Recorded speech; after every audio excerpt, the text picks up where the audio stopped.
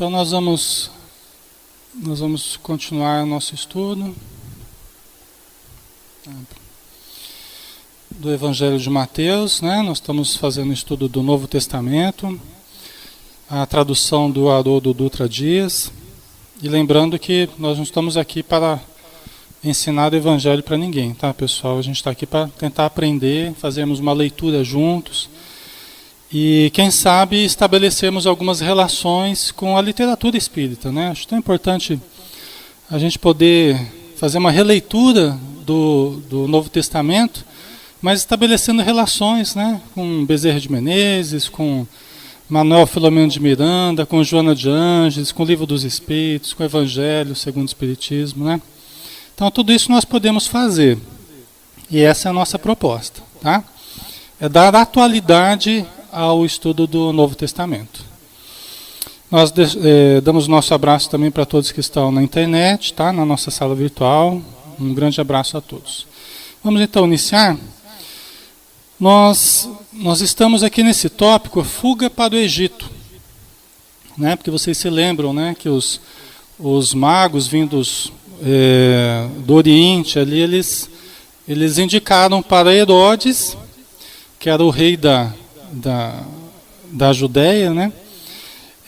Indicaram para Herodes que eles estavam atrás, né, daquela estrela que indicava o caminho ao Messias, né, ao Salvador, aquele que iria nascer. Então Herodes ficou preocupado, né, porque falaram que eles estavam em busca de um rei, o rei dos judeus. E Herodes era um rei dos judeus, né? Então ele ficou meio preocupado.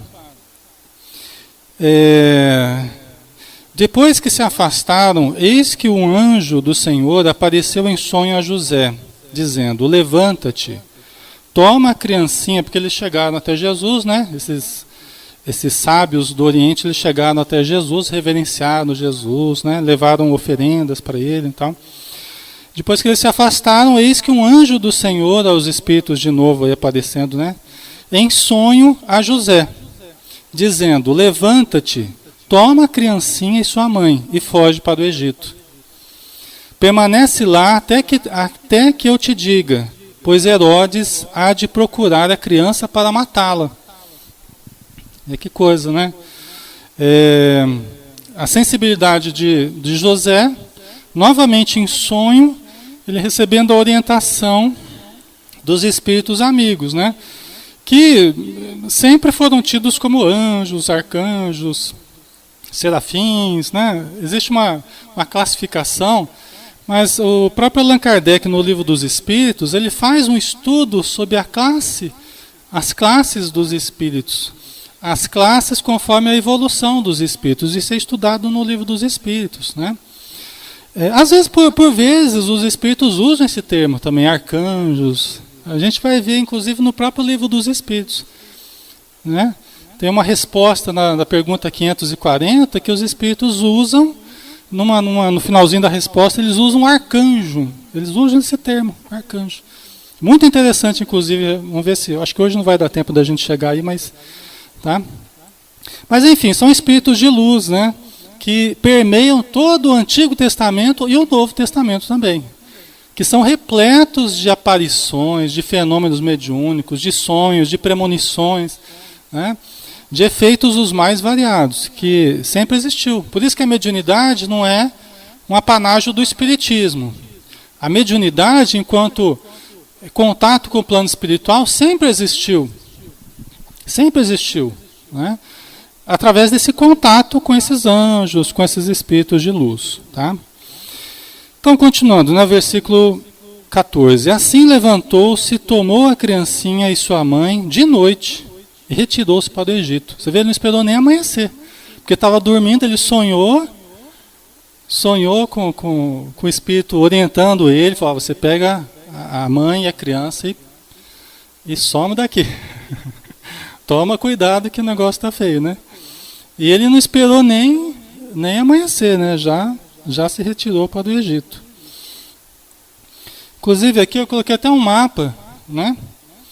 O trajeto que eles fizeram. Eu não sei o trajeto que eles fizeram, né? Estou brincando, mas aqui, eles estariam aqui, ó, Jerusalém, Belém fica perto de Jerusalém. Acho que aqui não está aparecendo Belém, tá? Mas fica perto de Jerusalém. Jerusalém está aqui, tá?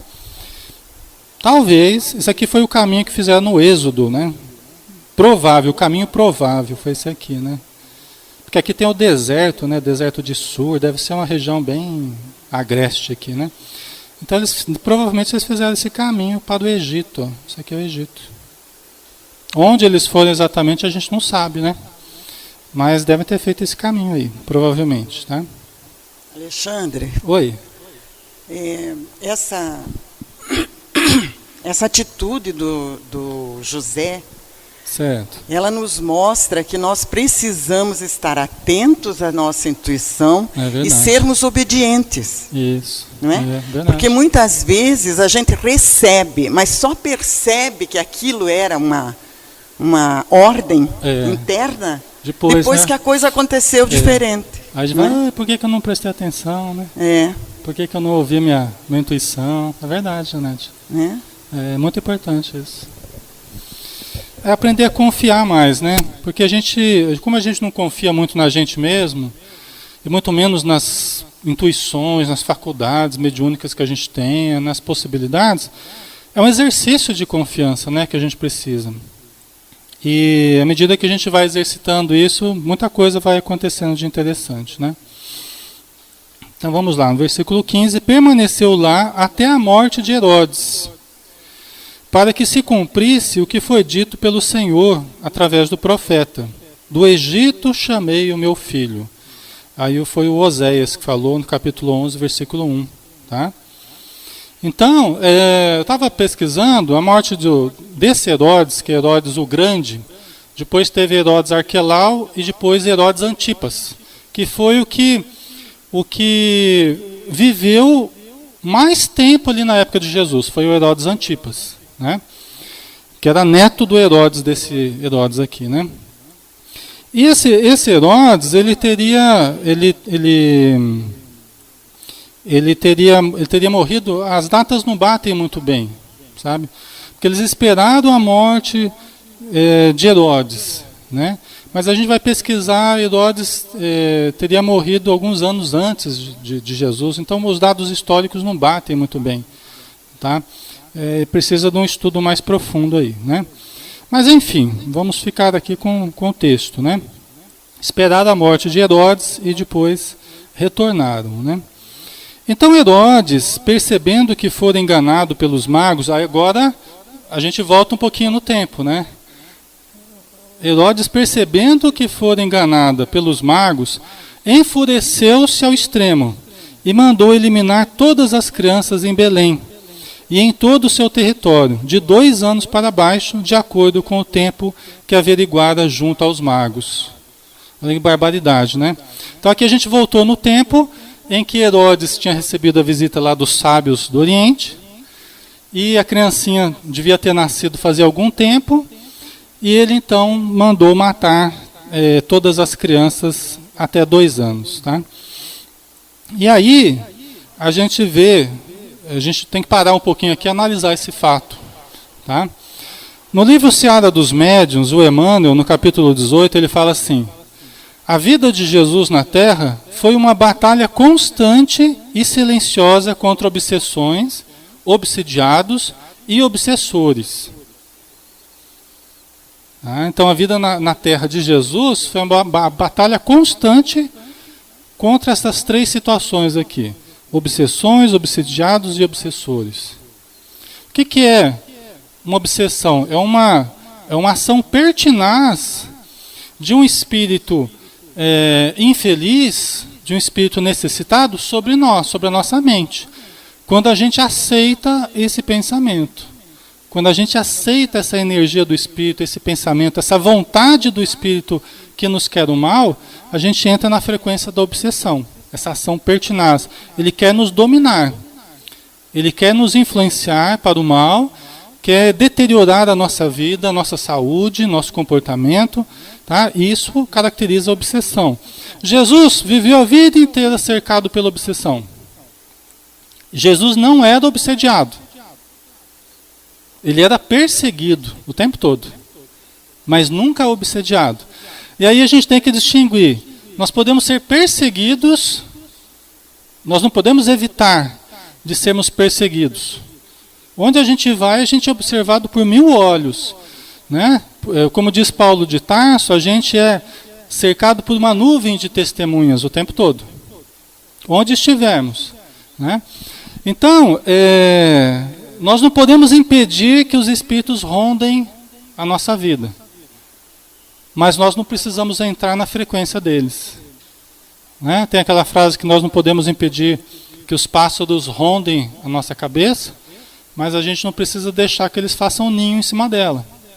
Né? Então a gente é cercado por esses espíritos. E aí o Emmanuel continua dizendo: o combate começa no alvorecer do apostolado divino.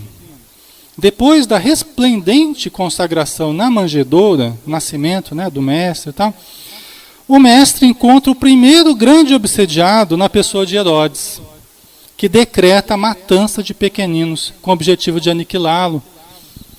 Né? Quer dizer, sinal inequívoco de obsessão. Quando uma pessoa trabalha por matar uma outra pessoa, quando trabalha por aniquilar crianças, para tentar acabar com Jesus, você imagina o nível de obsessão, né? Imagina o nível de influenciação das trevas, né, dos espíritos infelizes, tentando prejudicar o trabalho de Jesus. Né? Fala, Cláudio. Oi.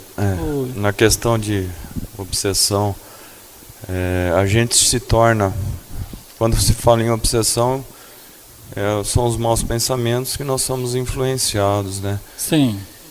E na nossa defesa é mais de nós mesmos do que dos espíritos amigos, né, Alexandre? Isso que eu queria saber. Assim. Sim. A influência boa dos espíritos amigos não é tão relevante, quer dizer, não relevante, mas aplicada quanto a nossa, o livre-arbítrio nosso. O que prepondera é o que nós queremos. E se o que nós queremos é a sintonia e a companhia dos espíritos infelizes, dos espíritos viciosos, malfazejos, os espíritos amigos, eles não têm como nos influenciar, nos subtraindo dessa influência perniciosa. A não ser em algumas situações cirúrgicas, vamos dizer assim. Jesus não veio também com uma equipe de espíritos amigos ali para, vamos afastar esse aqui, que esse aqui é muito forte. Veio libertar muitas pessoas, né, Cláudio? Veio. Né? Jesus com os espíritos amigos, com a legião, vieram libertar inúmeras pessoas, não só na terra, encarnados, mas também nas regiões espirituais. Eu não sei, talvez o trabalho de Jesus tenha sido muito maior nas regiões umbralinas aí do que propriamente na terra, né? Porque se os espíritos falam que numa reunião como essa, os maiores beneficiados são os espíritos, são os necessitados, e não propriamente nós encarnados, né? Mas eles que são os mais beneficiados aqui, porque eles estão com as dores acerbas, né? Eles estão com as dores expostas, né? Eu creio que o grande trabalho, talvez, de Jesus tenha sido nas regiões inferiores, né? Agora, isso é uma questão pessoal. Agora, o que acontece, né, Cláudio, é que os espíritos respeitam o nosso livre-arbítrio. Né? Se nós elegemos como amigos os espíritos de uma índole mais infeliz, como é que eles vão afastar de nós os nossos amigos? Você imagina você afastando, né?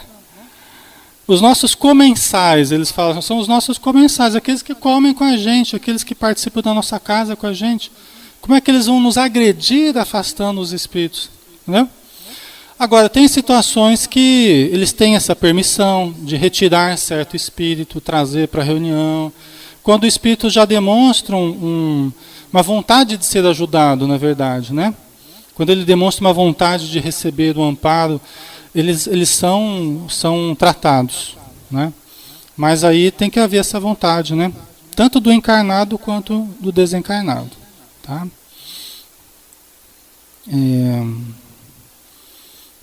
Ok, então Herodes, né, é o primeiro grande obsediado aí, né? Já Jesus, bebezinho, ele já estava sofrendo ataques.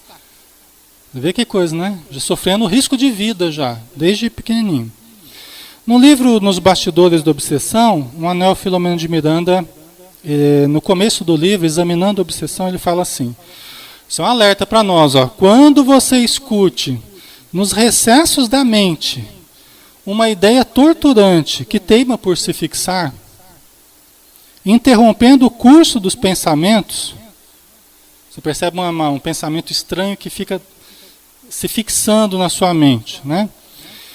Quando constate imperiosa, atuante força psíquica interferindo nos processos mentais, quando verifica a vontade sendo dominada por outra vontade que parece dominar, quando experimente inquietação crescente na intimidade mental, sem motivos reais, quando sinta o impacto do desalinho espiritual em franco desenvolvimento, acautele-se, porque você se encontra em processo imperioso e ultris de obsessão pertinaz. O Espírito Sheila, ele tem uma mensagem que ela fala, né? Quando a gente começa a entrar, a gente começa a achar que a gente está trabalhando demais, quando a gente começa a achar que a gente está... alguém está tentando nos prejudicar, a gente fica asilando, abrigando pensamentos de tristeza, de indignação, de revolta. Nós já estamos entrando na frequência da obsessão. Por quê? Porque a obsessão ela vai se dar na sintonia com pensamentos infelizes. Nós estamos cultivando pensamentos infelizes, já estamos entrando na sintonia. Não quer dizer que nós vamos permanecer nessa sintonia. Nós temos que perceber isso e sair. Né? Tem 3 níveis de obsessão. Obsessão simples, a fascinação e a subjugação. A obsessão simples começa com pensamentos esporádicos. Os espíritos chegam e insinuam um determinado pensamento para a gente. E a gente não está percebendo que alguém está falando no nosso ouvido, a gente aceita. Essa vida está muito ruim, começa a reclamar, a gente vai aceitando esse pensamento. Se a gente aceita, a princípio telepaticamente, vai se criando um vínculo energético, mental, entre a mente do espírito e a nossa mente, e aí vai aprofundando essa ligação, atingindo níveis subcorticais no cérebro. Aí começa a surgir as ideias fixas, os pensamentos fixos, começa a fascinação. Aí você não consegue mais pensar em outra coisa, só pensa em determinada coisa, né? Uma monoideia, que os espíritos chamam, né? Se a gente não tratar, a partir daí, nós vamos caminhar para a subjugação. Vai estabelecendo a ligação com os centros mais profundos do cérebro. A parte motora, a parte vegetativa do nosso corpo. Aí a gente começa a ter sintomas, sensações de desconforto, queimando a cabeça. Aí são vários os sintomas que as pessoas sentem, né? Aí já está entrando um processo de subjugação. Nabucodonosor, diz a Bíblia, né? Que era o rei da Babilônia, né? Ele terminou os dias completamente desequilibrado, obsediado, né? Então, Jesus ele topou, nós vamos ver no estudo do Novo Testamento, que Jesus topou com lunáticos, né? Com pessoas alienadas o tempo todo, e foi ajudando essas pessoas, né? Ele terminou como se fosse um animal, como se fosse um lobo, uma coisa assim, né? Um caso de licantropia, né, que a gente chama. Fala, Cláudio. Assim, aí Jesus, quando criança, como qualquer criança, um sentimento não tem um sentimento próprio, uma formação própria, né? Então ele é mais auxiliado pelos espíritos protetores contra obsessões, contra formas de querer prejudicar, adoentar, né, as crianças, o Jesus próprio. Eu acho que o Cláudio tocou no assunto agora extremamente importante, né? Até não tinha nem lembrado disso, mas você tocou no assunto extremamente importante. Parece, né? Que não cita aí. Jesus, está nas entrelinhas, na verdade, né? Você pegou uma sutileza aí que a gente tem que lembrar, né? Jesus, ele passou pela infância, como qualquer um de nós. Ele se fez criança, bebezinho, dependente, absolutamente frágil.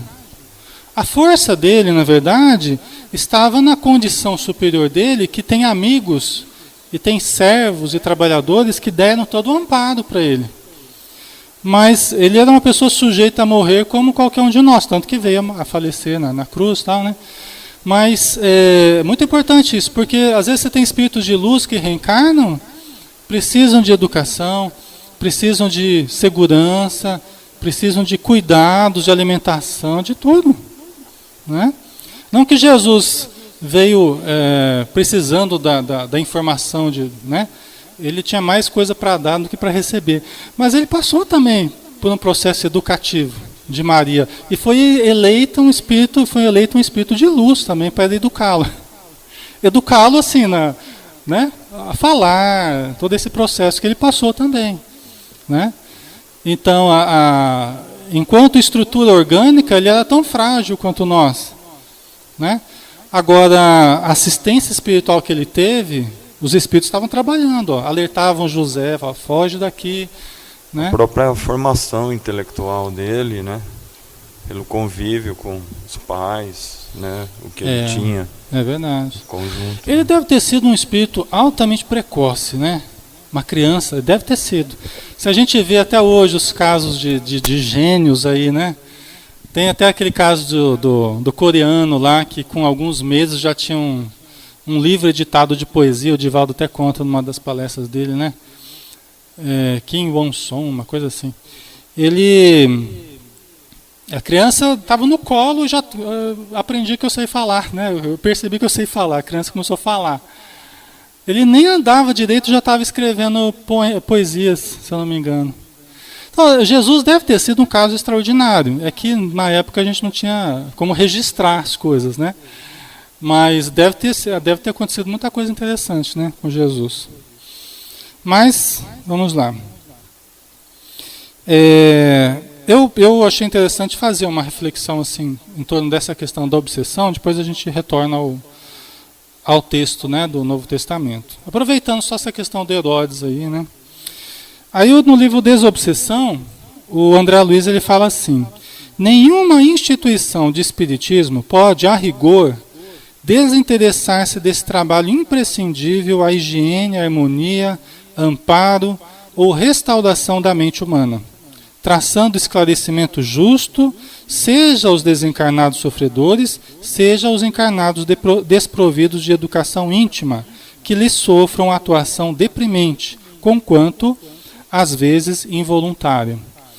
Então aqui o André Luiz falando da importância que são os trabalhos de desobsessão. A maneira de Jesus que fazia a libertação das pessoas, né? Ajudava na reforma moral das pessoas, a desobsessão. As reuniões mediúnicas hoje, os trabalhos de desobsessão são imprescindíveis. E André Luiz chama a atenção que nenhuma instituição de espiritismo pode se desinteressar desse tipo de trabalho. Eu falo isso e quero até deixar registrado aqui, porque a gente vê que existe a parte mediúnica nas casas espíritas, precisa ser mais atentada, precisam prestar mais atenção, né? Valorizar mais. A gente percebe às vezes casas muito boas, com trabalhos muito bons, e que não tem nada na área mediúnica, né? Precisaria ter. Isso fortalece até a casa, né? Aí no livro Nos Bastidores da Obsessão, Manuel Filomeno de Miranda, examinando a obsessão, no começo do livro, ele fala, né? Como é que a gente faz para sair da obsessão? Né? Então ele dá uma dica aí. Uma força existe capaz de produzir resultados junto aos perseguidores encarnados ou desencarnados, conscientes ou inconscientes. A que se deriva da conduta moral. Então uma força tem que faz a gente sair da obsessão. É a nossa conduta moral. É a nossa renovação moral. A nossa regularização, tudo aquilo que a gente sabe que está sendo motivo de nos deprimir, de nos angustiar, de motivos de escândalo, nós temos que regularizar, né? Para sair da frequência do mal, sair da frequência do desequilíbrio. Tá? Mudar hábitos de vida, né? Pensamentos, sentimentos, né? A princípio, o obsessor dela não se apercebe. Às vezes um espírito está nos acompanhando, ele se afina com o nosso modo de ser e de viver. A gente começa a mudar. A princípio ele não se apercebe. E até ele fala, esse cara aí não vai conseguir mudar não. Isso é caso perdido, eu conheço ele de outros carnavais, de outros tempos aí, ele é fraco. Né? Na verdade, isso aí é fogo de palha, ele não vai conseguir mudar não. Né? E ela até vai trabalhar contra qualquer iniciativa de mudança. Né? Com o decorrer do tempo, os testemunhos de elevação moral que ensejam, confirmando a nobreza da fé que professa como servidor do Cristo, colimam por convencer o algoz da elevação de princípios de que se revestem os atos do seu doutrinador, que é quem está obsediado, né? Nós estamos tentando mudar a mente nossa e do Espírito que está junto conosco, né? Terminando por deixar livre, muitas vezes, aquele a quem afligia. Né? Ou ele muda junto com a gente, ou ele se afasta, porque não vai ter mais sintonia conosco. Né? O ideal é que mudasse junto com a gente. Né? É por isso, inclusive, que Deus permite que esses espíritos fiquem próximos. Né? É para que a gente, se melhorando, eles possam vir junto com a gente e se melhorar também. Né? Isso é o ideal, né? Ainda, só para terminar esse trechinho, né, nos bastidores da obsessão, além da exemplificação cristã, a oração consegue lenir as úlceras morais dos assistidos, conduzindo benesses de harmonia que apaziguam o desequilibrado, reacendendo nele a sede e a necessidade da paz. Quer dizer, a oração, até como diz o Espírito Alexandre no livro Missionários da Luz, né, ele fala que a oração é o mais precioso antídoto contra a obsessão, a vampirização. A oração é o mais precioso antídoto. Né? Quando a gente ora, estabelece-se um hífen de ligação entre nós e entre Deus, entre os espíritos amigos, né? E aí nós passamos a nos nutrir de elementos saudáveis, positivos, que modificam as estruturas cerebrais, a bioquímica cerebral, modifica pensamentos, energias. Né? A gente acende a luz. Né? A gente acende a nossa luz. A gente começa até a se sentir diferente. Né? Com o uso sistemático da oração, né, pessoal? Não apenas a oração, o passe, a leitura elevada, pensamento positivo, ação caridosa, a meditação, a mentalização com relaxamento, são técnicas espiritualizantes e técnicas desobsessivas. Técnicas têm efeito preventivo e curativo. Tem efeito preventivo contra males do corpo e da mente. Olha que do jeito que está a coisa aí com doenças degenerativas, a gente tem que usar esses recursos aí a mão cheias, né? Vamos dizer assim. A gente tem que usar meditação, mentalização, a gente tem que fazer uso diário disso aí, viu, pessoal? Porque do jeito que, será que a gente consegue chegar na 70, 80 anos aí, 90 anos com saúde mental, né? Pelo menos, né? Será que a gente consegue? Está aumentando tanto aí o índice, né, de doenças degenerativas. Então, são recursos preventivos e também curativos, né, para muitos casos. Fala, Inês. Alexandre, tem aquele livro do Boberg, A Oração Pode Mudar a Sua Vida. Você já leu? Já, muito bom. Né? Ele é completo, né, para dar entendimento assim, sobre a oração na nossa vida, né? Sobre a ajuda que ele nos traz. É verdade. Em todos esses sentidos que você está falando. É muito bom mesmo. Eu terminei de ler ele esses dias. Nossa, é maravilhoso. E já indiquei ele para muitas pessoas que leram ou estão lendo e estão sentindo, né? Gostando muito. Que bom. É um bom livro, sim. Né? Então a oração faz a gente despertar até para o querer, né, pessoal? Porque sabe um problema que existe? O problema é que nós vamos deixando de querer. Nós vamos aceitando a influência perniciosa de modo que o nosso querer vai se deprimindo. E um outro querer passa a dominar. Aí não quer mais sair de casa, aí não quer mais ler, aí não quer mais conversar, participar, trabalhar, né? Então, esse é um dos maiores problemas, é a falta de esperança que começa a aparecer, né? A falta de esperança, a falta de fé. A pessoa acha que minha vida não vai mudar, minha vida está cada vez pior. Então, na verdade, quando a gente não tem nada melhor, quando a gente não tem nada o que fazer para mudar, nós precisamos, em primeiro lugar, cultivar a esperança. A primeira coisa que a gente tem que acender nas pessoas é a fé, é a confiança. Mas será que eu vou mudar? Vai. Será que eu vou melhorar? Vai. Mas você tem certeza? Eu não estou bem certo. Eu tenho certeza absoluta que você vai melhorar. Se você quiser, se você acreditar. Então a primeira coisa a gente tem que acreditar. Porque se a pessoa não acredita, ela não busca. Se ela não busca, ela não alcança, né? Por isso que a fé é tão importante, né? A gente tem que acender, é uma chama que a gente tem que acender, né? E nós não podemos ser um fósforo molhado, né? A gente não pode ser um fósforo molhado, porque senão a gente não consegue nem acender essa chama aí, né? Nós temos que ser um fósforo que esteja em boas condições, né? Para acender essa chama nas pessoas, para elas quererem, acreditarem na mudança. Aí elas querendo, elas podem tudo, né? Elas podem coisas maravilhosas, mas é preciso que queiram, né?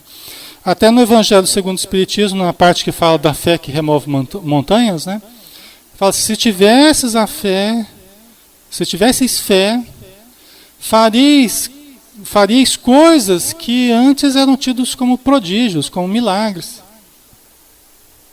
né? E que, no entanto, são manifestações da fé. Manifestações do pensamento através do fluido cósmico universal, que estabelece sintonia, que se comunica pessoa a pessoa. Então, muita coisa pode ser feita através da fé e através do pensamento positivo, né? Só que a gente tem que acreditar, né? Então, reacendendo nele a sede e a necessidade da paz, né? Aí a pessoa começa a buscar. Aí, voltando no texto, né? No versículo 17, então cumpriu-se o que foi dito através do profeta Jeremias, que o Jeremias falou aqui, né? Ouviu-se uma voz em Ramá, pranto e muito lamento. Raquel chora seus filhos, e não quer ser consolada, porque não mais existem. Jeremias 31, 15, né? Isso aqui, pessoal, o que tem a ver esse negócio da Raquel aqui, né? É que a matança das crianças, é disso que o Jeremias falou, como que prevendo, né? A matança dos inocentes, tá? Raquel, quem que era Raquel? Raquel era a esposa de Jacó. Quem que era o Jacó? Mas aí para nós não vai importar muito, né? Raquel era esposa de Jacó, não conseguia ter filhos. Entregou algumas servas para que Jacó pudesse ter descendentes. Coitada, ela não conseguia ter filhos e boa parte da vida dela passou sem ter filhos. Então ela queria tanto agradar o marido, dar descendentes, que acho que 2 ou 3 servas lá, ela permitiu que o marido tivesse relação com elas e realmente vieram vários filhos através dessas servas, né? Até que ela conseguiu ter 2 filhos. José, que depois ficou conhecido como José do Egito, uma história também muito bonita, né? É uma pessoa que acabou tendo uma relevância muito grande no Egito, e Benjamim, tá? A história dela é meio dramática, que ela faleceu após ter o 2º filho. Você vê, ela queria tanto ter filhos, né? E passou por tanta dificuldade, aí quando ela conseguiu ter 2 filhos, aí ela faleceu, né? E o José, ele foi vendido como escravo para o Egito, né? É uma história dramática aí. O fato é que o Jacó, o pai do José, ele achou que ele havia sido morto. Então ele chorou durante anos a morte do filho. Ele não sabia que o filho estava no Egito, né? E depois, mais tarde, os irmãos e o próprio Benjamim, que era o irmão legítimo dele, né? Eles vieram a ter contato com José lá no Egito.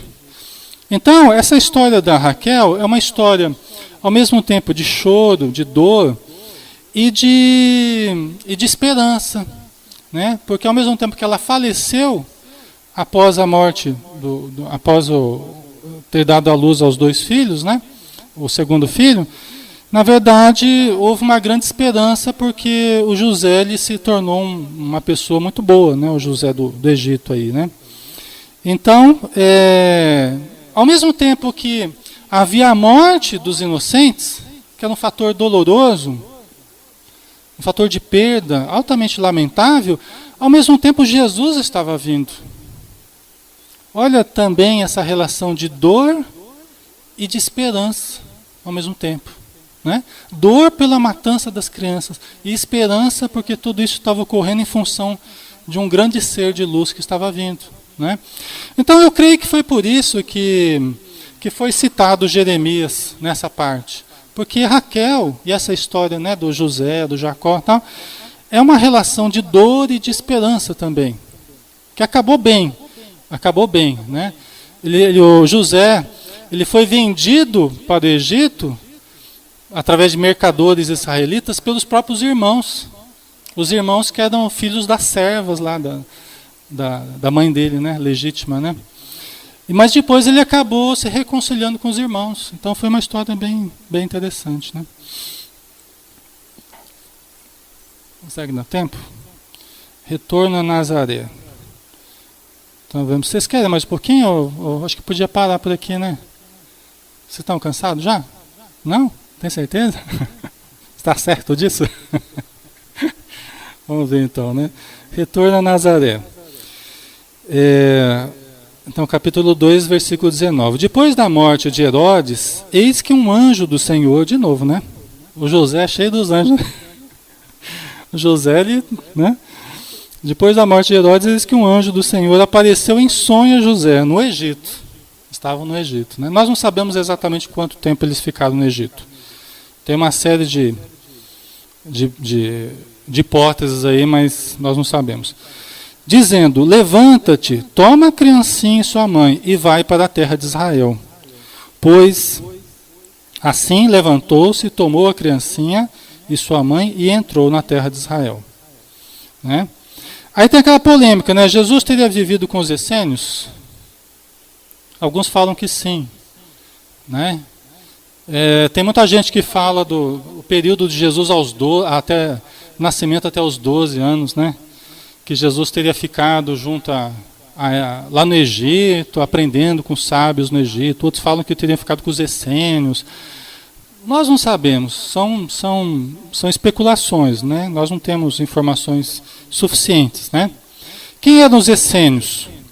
Os essênios constituíam um grupo que teve existência desde mais ou menos o ano de 150 a.C. e até em torno de 70 depois de Cristo. Vestiam sempre de branco, acreditavam em milagres pela mão, milagres físicos e bênção com as mãos. Realizavam curas com ervas medicinais e aplicação de argila. O próprio termo essênio deriva de palavras que têm a ver com médico, terapeuta, tem essa relação com a cura. Tá? Então eles realizavam curas com ervas medicinais e aplicação de argila. Aboliam a propriedade privada, eram todos vegetarianos. Alguns mestres não se casavam, todavia o celibato não era obrigatório. Tomavam banho antes das refeições. Na época, acho que eram... né? Lavar a mão, os judeus tinham o hábito, né, de lavar as mãos e tal. E era uma coisa que foi estatuída ali, muito importante, né? Você vê na Dinamarca, o Armando que gosta de falar dessa história, né? Na Dinamarca lá, um dos reis lá da Dinamarca, né? Ficou conhecido, até hoje ele é exaltado porque ele percebeu que lavando as mãos, ele acabou praticamente com a que doença, que era uma peste na época lá, será que é peste bubônica? Né? Que ele acabou com uma peste lá, fazendo as pessoas o hábito simples de lavar as mãos, né? Até hoje ele é reverenciado lá na Dinamarca por causa disso, né? Você vê hábitos tão simples, né? que fazem tanta diferença, né? A comida era sujeita a rígidas regras de purificação, realizava um ritual do batismo nas águas aos iniciados, coisa que depois João Batista utilizava, né? Guardavam o nome de Deus, tal. Só curiosidade, pessoal, tá? Não tem nenhuma informação realmente confiável, assim, que dê para a gente se basear, né? Mas ouvindo que Arquelau reinava na Judéia, em lugar de Herodes, seu pai teve medo de ir para lá. Porém, sendo advertido em sonho, regressou para a região da Galileia. Né? Quer dizer, novamente, ele foi advertido em sonhos. Ficaram com medo que havia morrido Herodes, o grande, mas o seu filho Arquelau estava reinando. Então, eles estavam com medo ainda de serem perseguidos. Né? E foram para a região da Galileia. Que se vocês se lembrarem, né, no mapa que a gente mostrou no começo lá, né, uma região muito bonita, né, mais ao norte, aqui, ó, a Galileia, ó, essa região, a Judéia, ó, Belém, né, Emaú, tá, aqui a Judéia, Samaria e aqui a Galileia, né? Betsaida, Corazim, Cafarnaum, Magdala, Nazaré, ó, Nazaré está aqui, ó, onde ele foi morar, né? Em Nazaré. Por isso que era Jesus o Nazareno, né?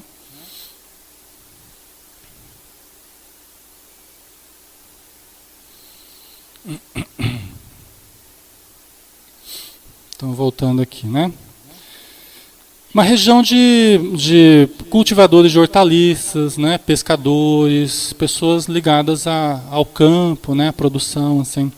Por isso que eles falavam que o que de bom poderia sair de Nazaré, né? Então, assim, era uma região simples, né? E foi morar numa cidade chamada Nazaré, para que se cumprisse o que foi dito através dos profetas. Será chamado Nazareu, né? Vamos dar uma paradinha aqui agora, pessoal.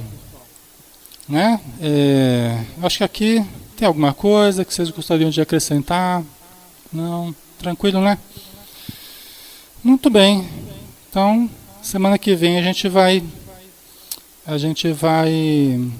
começar a falar uma parte que eu gosto muito,